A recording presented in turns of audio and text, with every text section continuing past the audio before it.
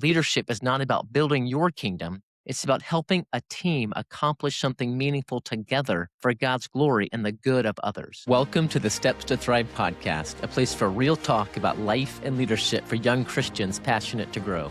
Today's question deals with trust and is a really important one for anyone stepping into a leadership position for the first time, whether that's leading a team at work, serving in ministry, coaching, teaching, or even leading a group project with classmates in a class project. The question is this: when you come to a new leadership position, how do you earn people's trust? Great question, and I'll get straight to the point. Leadership ultimately rises and falls on trust. You can have talent, vision, intelligence, and drive. You can speak and write masterfully and do all the things, but if people don't trust you, leadership becomes very difficult. So today I want to give you 3 practical ways to earn trust when you come into a new leadership position. First, exercise humility. One of the fastest ways to lose trust is to walk into a new leadership role acting like you already know everything about that role. You don't. You don't know what you don't know. But that's okay, because leadership is not about having all the answers that you dictate to others to fulfill your goals. It's about uniting a team to accomplish a mission together and influence others for God's glory. As Pastor John Piper says in his book, Marks of a Spiritual Leader, spiritual leadership is not so much about dictating plans as it is about developing people. Leaders that build trust are humble enough to know that and to practice that. Humble leaders are secure enough to ask questions, listen carefully, admit what they don't know, and learn from the people around them. Humility communicates respect. It tells people, I value you. I want to learn from you. I'm here to serve, not dominate. Philippians 2 reminds us to, in humility, count others more significant than yourselves. That mindset must constantly inform biblical leadership. So when you enter a new environment, don't start by trying to impress people. Start by trying to understand people. That's one of Covey's stated habits of highly effective people. Seek first to understand, then to be understood. Take the time to ask questions. Listen carefully. Learn the culture. Learn the team. Start with trust in them rather than suspicion of them. People trust leaders who are genuine. As Lomenick writes in H3 Leadership, people would rather follow a leader who is always real than a leader who is always right. Be real. Be a learner. Be a listener.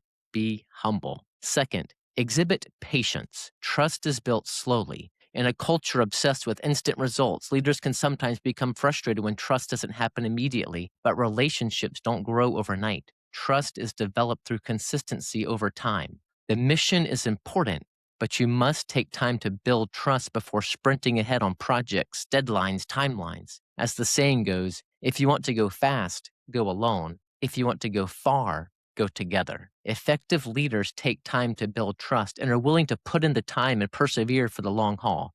We are human beings, not human doings, and people want to know you care about them as people before they care how much you know and how quickly you can move projects forward.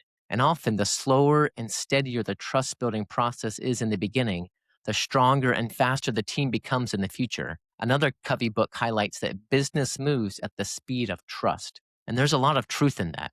Healthy teams move faster because trust removes fear and friction. So how do you patiently build trust? Well, by repeatedly showing up with integrity, honesty, stability, and care for people.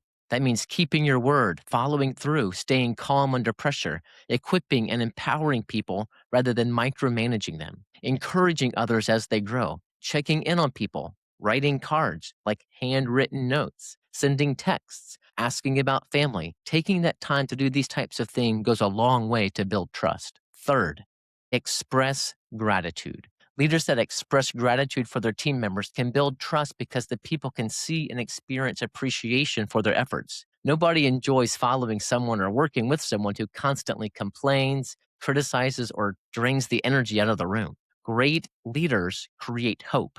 They encourage people. They notice effort. They say thank you often. They are simply grateful for the privilege of leading. Leadership is not entitlement. It's stewardship. Leaders can smile, serve, encourage people publicly, celebrate progress, let teams know how they appreciate them. A grateful spirit changes the atmosphere around leadership.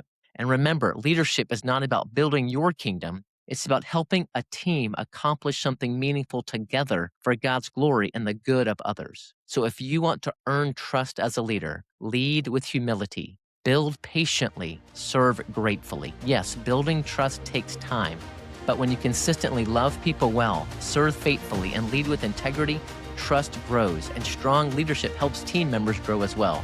Thank you for joining for this episode of the Steps to Thrive podcast. Please like and subscribe and keep sending in these great questions and keep building trust in your new leadership position. And as always, stay awesome, stay on the narrow path, taking steps to thrive for God's glory.